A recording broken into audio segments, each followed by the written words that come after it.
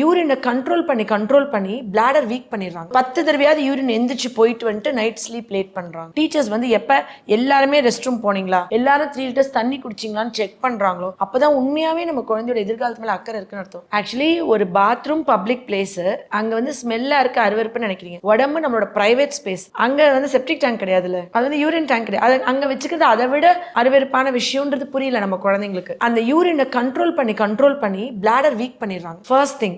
அதே பிள்ளைங்க சாயந்தரம் ஆனா நைட்டு படுத்தா இந்த பிளாடர் மேல பிரஷர் இருக்கா, ஒரு 10 தடவையாவது யூரின் எந்திரிச்சு போயிட்டு வந்துட்டு நைட் ஸ்லீப் லேட் பண்றாங்க. இது வந்து 199 வீட்டுல நடக்கிற காமன் திங். ஏன்னா அதுக்கப்புறம் இந்த பிள்ளைகளுக்கு அடிக்கடி யூரினரி இன்ஃபெக்ஷன், மூத்திர சளி ஜென்மத்துல விடாதுன்னு சொல்லுவாங்களா, யூரினரி இன்ஃபெக்ஷனால அடிக்கடி அடிவயிறு வலி, அவங்க வந்துட்டு ஃபீவரோட குளிர் காய்ச்சல், இம்யூனிட்டியை லோ பண்ணிடுறாங்க. ஸோ தேவையான அளவுக்கு தண்ணி குடிக்கிறது இல்லை, யூரின் வரும்.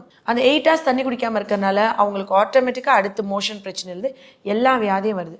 இதெல்லாம் ரொட்டீன் டிசிப்ளின் பண்ணியே ஆகணும்னு ஸ்கூல் லெவல்ஸ்ல எப்ப விழிப்புணர்வு ஏற்படுதோ, டீச்சர்ஸ் வந்து எப்ப எல்லாருமே ரெஸ்ட் ரூம் போனீங்களா, எல்லாரும் 3 லிட்டர்ஸ் தண்ணி குடிச்சிங்களான்னு செக் பண்றாங்களோ அப்பதான் உண்மையாவே நம்ம குழந்தையோட எதிர்காலத்து மேல அக்கறை இருக்குன்னு அர்த்தம். இது ஸ்கூலுக்கும் பங்கு இருக்கு.